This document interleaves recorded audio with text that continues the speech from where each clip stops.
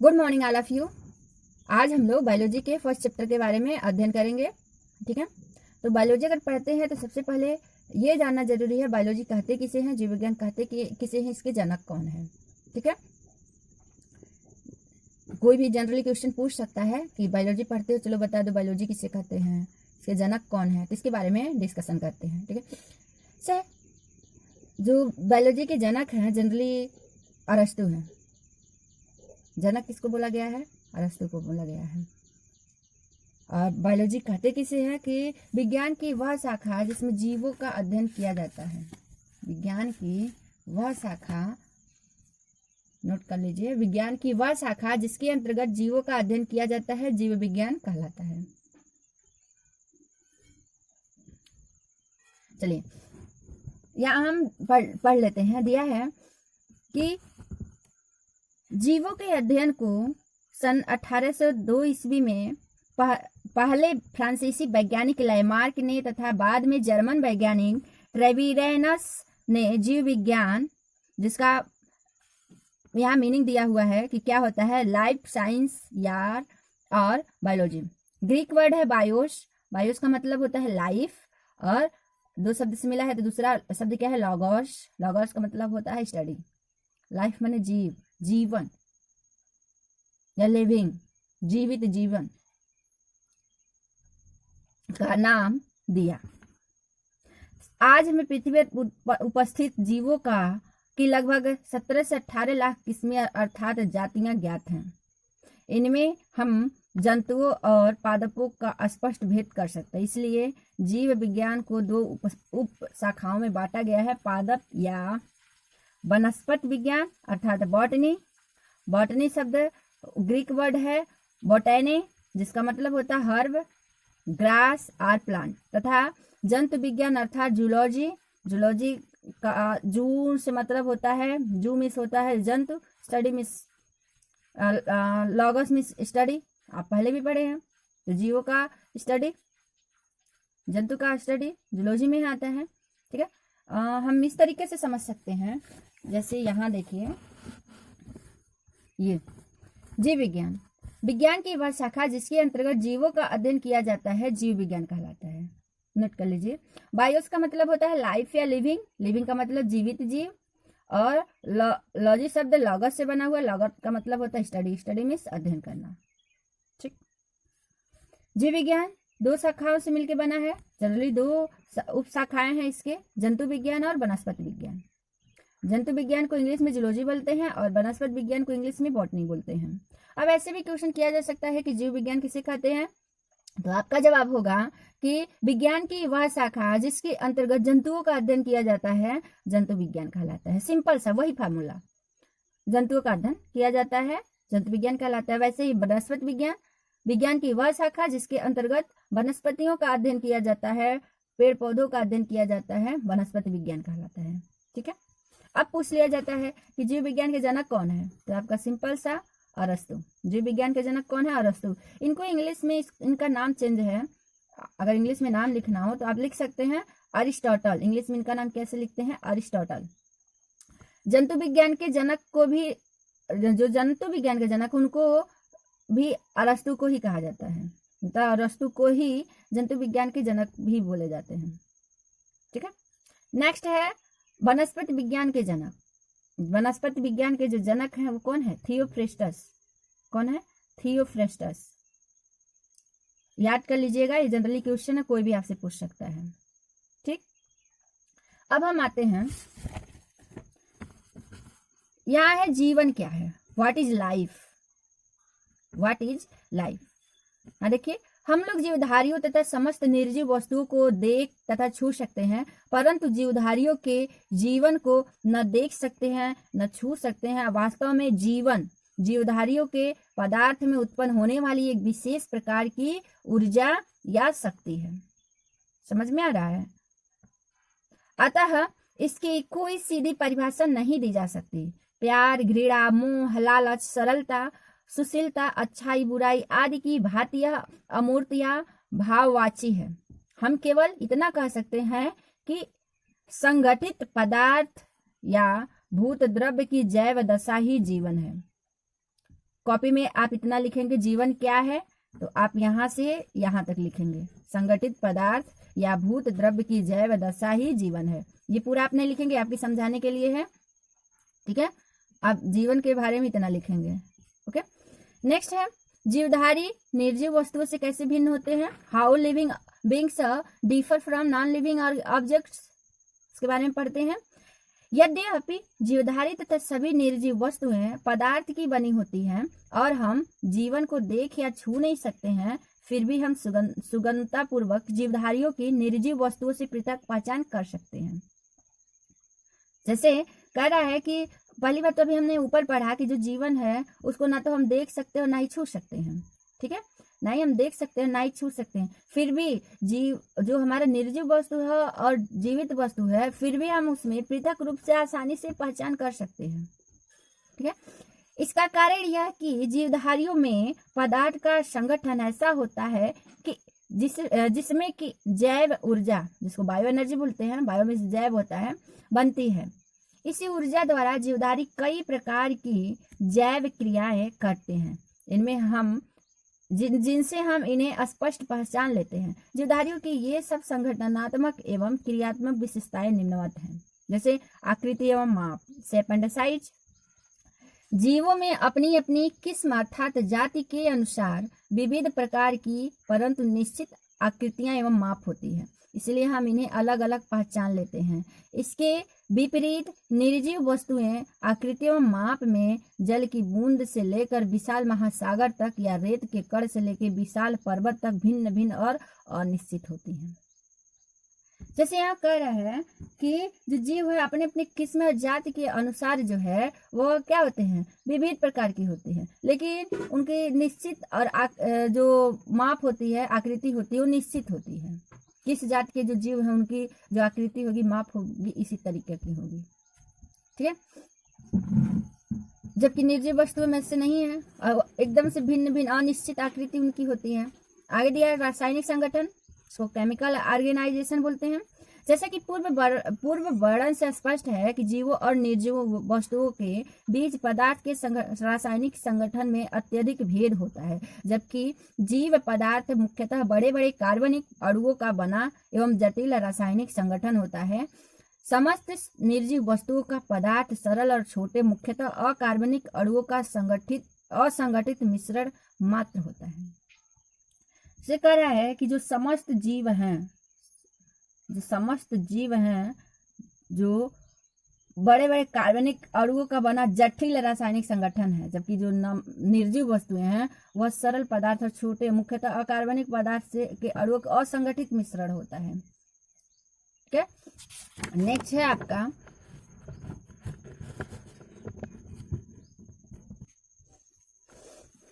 कोशिकीय संगठन।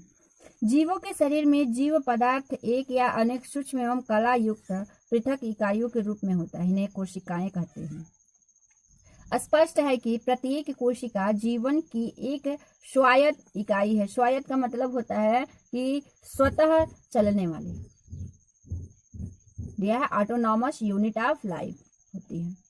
अनेक कोशिकाएं एक कोशिकी, जिसको इंग्लिश में यूनिसेलुलर, जीवों के रूप में स्वतंत्र जीवन व्यतीत करती हैं, परंतु बहुकोशिकीय, जिसको मल्टी सेलुलर बोला जाता है, जीवों में ये शरीर की संरचनात्मक इमारत की ईंटों की भांति एवं क्रियात्मक इकाइयों का काम करती हैं।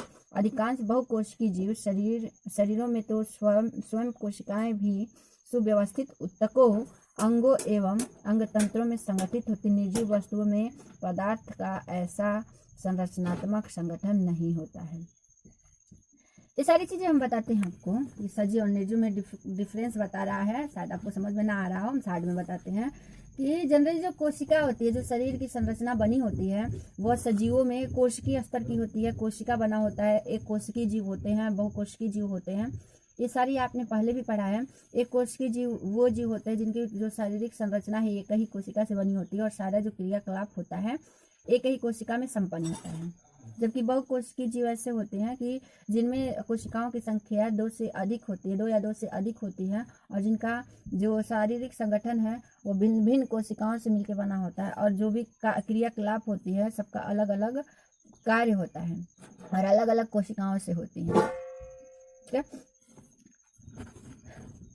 बाकी बताते हैं कि जैसे जीवधारियों का मुख्य लक्षण के बारे में जान लेते हैं। पहले तो क्वेश्चन पूछा जाता है कि सजीव किसे कहते हैं। ये आप एक बार अपने बुक में पढ़ लीजिएगा, जहाँ नहीं समझ में आएगा पूछ लीजिएगा कि कौन सी पॉइंट समझ में नहीं आई है।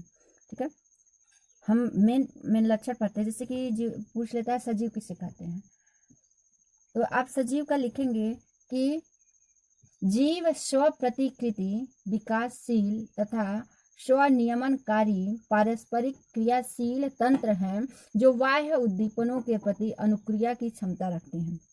ठीक है, जो बाह्य उद्दीपनों के प्रति क्षमता रखते हैं, इसको आप लिख लीजिएगा कॉपी में। ठीक है, नेक्स्ट है उपापचय या मेटाबॉलिज्म। किसी पत्थर को देखो, इनमें परमाणुओं एवं अणुओं का वही संगठन है जो गत वर्ष या इससे पहले था। अब किसी कुत्ते या अन्य जीव पर ध्यान दो, इसमें प्रतिपल जैव क्रियाएं होती रहती हैं और इनके लिए आवश्यक ऊर्जा हेतु इसके पदार्थ के संगठन में परिवर्तन अर्थात ऊर्जा रूपांतरण होते रहते हैं। यह अपने वातावरण से निरंतर पदार्थों का आदान प्रदान करता रहता है, जैसे खाता है, श्वसन करता है, मल मूत्र का त्याग करता है आदि। मतलब समझ रहे हैं कि अगर किसी पत्थर को देख लेते हैं तो एक जगह जैसे था वैसे ही अस्थायी है, जबकि अगर किसी जीव का देखते हैं तो उसमें प्रतिपल या पिछले वर्ष जो देखे थे उससे इस साल में बहुत सारे अंतर आ चुके होते हैं। जैसे कि यहाँ एग्जाम्पल कुत्ते का दिया, आप कोई भी एग्जाम्पल ले सकते हैं, मानव का भी एग्जाम्पल ले सकते हैं कि वो क्या कर रहा है, खाना खा रहा है, मल मूत्र का त्याग कर रहा है, श्वसन की क्रिया कर रहा है, आदि क्रिया उनका निरंतर चलते रह रहा है और उसमें प्रतिपल कुछ ना कुछ शारीरिक डिफरेंस जो है वो आते रहता है। ठीक है, वातावरण में मुक्त किए गए पदार्थ जो कि मल मूत्र, कार्बन डाइऑक्साइड आदि ग्रहण किए गए पदार्थ जैसे ऑक्सीजन, भोजन आदि से बिल्कुल भिन्न होते हैं। इसी से सिद्ध होता है कि शरीर की कोशिकाओं में अनेक रासायनिक एवं भौतिक क्रियाओं द्वारा ग्रहण किए गए पदार्थों का निरंतर रूपांतरण होता रहता है। समझ में आ रहा है? रासायनिक और एवं भौतिक प्रक्रियाओं द्वारा ग्रहण किए गए पदार्थों का निरंतर रूपांतरण होता रहता है। इन्हीं प्रक्रियाओं का सामूहिक नाम है उपापचय। उपापचय के एक पहलू उपचय अर्थात एनाबोलिज्म है, देखिए यहाँ में वृद्धि एवं मरम्मत के लिए भोजन से प्राप्त पोषक पदार्थों से जीव पदार्थों के जटिल घटकों का संश्लेषण होता है तथा दूसरे पहलू उपचय जिसको कैटाबोलिज्म बोलते हैं। कैटाबोलिज्म में विविध जैव क्रियाओं के लिए आवश्यक ऊर्जा के उत्पादन हेतु पोषक पदार्थों का दहन या जारण या अपघटन होता है। इसीलिए सजीव कोशिका की उपमा लघु रासायनिक फैक्ट्री से दी जाती है। ठीक है, नेक्स्ट है गमन एवं गति। जीवों में उपापचय के अंतर्गत स्वयं अपने शरीर की कोशिकाओं में पोषक पदार्थों के दहन या जारण से उत्पन्न ऊर्जा द्वारा भोजन की खोज आदि के लिए अपनी इच्छानुसार स्वतंत्र विचरण का गुण होता है। रेल का इंजन निर्जीव होते हुए भी चलता है, परंतु स्वयं अपनी शक्ति और इच्छा से नहीं, वरन कोयले और जल से बनी वाष्प की ऊर्जा या डीजल की ऊर्जा या विद्युत ऊर्जा द्वारा और चालक की इच्छानुसार पूरे शरीर द्वारा स्थान परिवर्तन को गमन तथा शरीर के अंग प्रत्यंगों के हिलने डुलने की क्रिया को गति कहते हैं। जड़ों द्वारा भूमि में गड़े रहने के कारण पेड़ पौधों में गमन नहीं होता, परंतु कुछ में विशेष भागों की गति होती है। जैसे एक क्वेश्चन पूछ लिया जाता है, गति और गमन में अंतर बताइए। आपको पिछले क्लासों में भी बताए थे गति और गमन में अंतर। गमन जो लोकोमोशन होता है, किसी जीव द्वारा एक स्थान से दूसरे स्थान पर जो जाने की प्रक्रिया है वो गमन कहलाती है। जबकि गति जो होता है अपने स्थान पे जो हिल डुल सकते हैं, तो अपने स्थान पे हिलने डुलने की जो गति है, प्रक्रिया है, वो क्या कहलाती है? गति कहलाती है। तो इसमें निर्जीव और सजीव की बात अगर करते हैं तो जो निर्जीव वस्तु है उसमें गति या गमन की क्रिया नहीं होती। अगर किसी में होती भी है तो अपनी मर्जी से नहीं। जैसे रेल का इंजन दिया है, या आप मोटरसाइकिल देख लें, कार देख लें, इन सब में गति की क्रिया होती है, गमन की क्रिया होती है, एक स्थान से दूसरे स्थान पर जाते हैं, लेकिन अपनी मर्जी से नहीं। उसमें ईंधन डाली जाती है और जो चालक होता है वह उसको लेके जाता है। जबकि जो सजीव हैं उसमें ऐसा नहीं होता है। जो सजीव है वो अपनी इच्छा अनुसार एक स्थान से दूसरे स्थान पर चले जाते हैं, अपनी इच्छा अनुसार अपने हाथ पैर को हिला सकते हैं, गति की क्रिया कर सकते हैं। पेड़ भी सजीव हैं, उनमें गति होती है लेकिन गमन नहीं होती है, क्योंकि एक स्थान पर अस्थायी होते हैं, जमीन में गड़े होते हैं, वह जा नहीं सकते। ठीक है, वो जा नहीं सकते, इसलिए उनमें गमन की क्रिया नहीं होती लेकिन गति की क्रिया होती है। अगला है पोषण। तो जीवों द्वारा वृद्धि, मरम्मत, ऊर्जा उत्पादन के लिए अपने वातावरण आवश्यक पदार्थ ग्रहण करते रहने की इनकी पोषण क्रिया कहते हैं। जैसे ये पोषण की बात करता है, हम समझाते हैं आपको। जो निर्जीव उसमें पोषण की क्रिया नहीं होती है, लेकिन जो सजीव है वो बिना खाए जीवित नहीं रह सकता, उसको एनर्जी के लिए पोषण चाहिए। ठीक है, तो जो भी भोजन ग्रहण करता है वो पोषण के अंतर्गत आता है। ठीक, वृद्धि।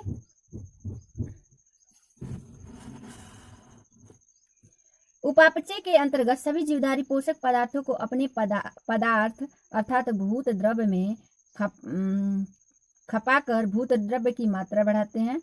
इससे शरीर बड़ा होता है अर्थात इसकी वृद्धि होती है। ऐसी वृद्धि को अंतराधान वृद्धि कहते हैं। इनमें शरीर के माप में बढ़ोतरी के साथ साथ इसकी संरचनात्मक एवं क्रियात्मक जटिलता भी बढ़ती है। निर्जीव वस्तुओं का माप भी बढ़ सकता है परंतु अन्य प्रकार की विधि से। उदाहरण नमक के संतृप्त घोल में नमक की डली डाल दें तो यह कुछ समय बाद बड़ी हो जाएगी, क्योंकि घोल का कुछ नमक धीरे धीरे इसके ऊपर एकत्रित हो जाता है। ऐसी वृद्धि को अभिवृद्धि कहते हैं, ना कि वृद्धि। जैसे हम वृद्धि की बात अगर करते हैं, वृद्धि का मतलब क्या होता है, वृद्धि का मतलब क्या होता है तो समझते हैं। जैसे देखिए यहाँ वृद्धि का मतलब हुआ संख्या में वृद्धि। क्या हो सकता है? संख्या में वृद्धि। जैसे कोई जीव एक है, कोई वस्तु एक है और इससे कितना हो गया? दो हो गया, 4 हो गया, 8 हो गया। क्या हुआ? ये संख्या में वृद्धि हो रही है। संख्या में जो बढ़ना है वह भी किसके अंतर्गत आता है? वृद्धि के अंतर्गत आता है। दूसरा है लंबाई में वृद्धि। ये भी वृद्धि के अंतर्गत ही आता है, लंबाई में बढ़ोतरी। जैसे कोई वस्तु इतना छोटा सा है या इतना छोटा सा है और कुछ दिनों बाद देखते हैं इतना बड़ा हो जाता है। कुछ दिनों बाद तो क्या है? लंबाई में वृद्धि हो रही है। जैसे बच्चे हैं, छोटे बेबी होते हैं, धीरे धीरे बड़े होके और बड़े हो जाते हैं। तीसरा पॉइंट आता है भार में वृद्धि। ये भी वृद्धि के अंतर्गत ही आता है, भार में वृद्धि। जैसे कोई 2.5 किलो का था, बाद में कितने का हो जाता है? 50 kg का। तो धीरे धीरे भार में वृद्धि हो रही है, ये वृद्धि के अंतर्गत आता है। तो इसमें भी है, सभी जीव जो होते हैं वो वृद्धि करते हैं। सभी जीव जो है क्या करते हैं? वृद्धि करते हैं। जीवों के भार में तथा संख्या में वृद्धि होना सजीवों का लक्षण है। जीवों के भार में भी वृद्धि होती है, संख्या में भी वृद्धि होती है, लंबाई में भी वृद्धि होती है। ये सजीव का लक्षण है। जबकि निर्जीवों में ऐसा नहीं होता है। अगर होता भी है तो उसे अभिवृद्धि कहते हैं। और जैसे कि जो पहाड़ है वो छोटा सा होता है, धीरे धीरे धीरे रेत के कण इकट्ठा होते जाते हैं, और एक टाइम ऐसा आता है कि वो बहुत ही बड़ा हो जाता है। तो वो परत दर परत बढ़ने से होता है। ठीक है,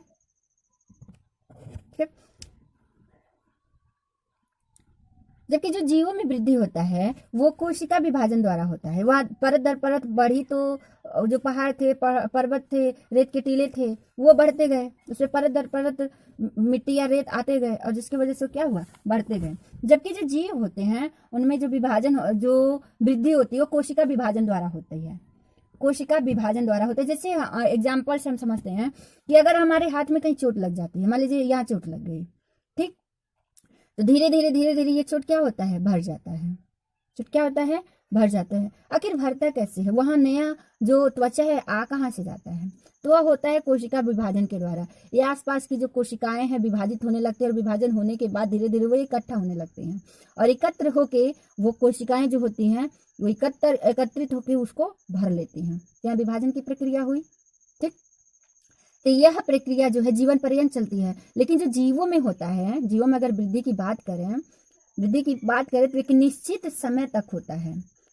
जीवों में जो वृद्धि होती है वो निश्चित समय की तक होती है, जबकि पौधों में जो वृद्धि की क्रिया होती है वो जीवन पर्यंत होती है। मतलब जो बढ़ने की प्रक्रिया है वह जो पेड़ पौधे हैं वो जन्म से लेकर मृत्यु तक बढ़ते ही रहते हैं, जबकि जो जीव हैं वो निश्चित समय, जैसे मनुष्य की बात करें तो जीवन से लेकर 18 से 20 साल उनकी लंबाई में वृद्धि होती है। जो जीव है उनकी लंबाई में वृद्धि होती है, उसके बाद वो जो बढ़ना है वो रुक जाता है। ठीक, तो ये सारी चीजें हैं। बाकी का जो टॉपिक्स हैं हम अगले क्लास में पढ़ेंगे, वीडियो ज़्यादा लंबा हो रहा है। ठीक है, नेक्स्ट में इसके अंतर्गत जो सजीवों का या जीवधारियों का मुख्य लक्षण है उसको हम समझाएंगे। उसके पहले आप लोग क्या कीजिए, चैनल को सब्सक्राइब कर लीजिए। ठीक, ओके, गुड बाय।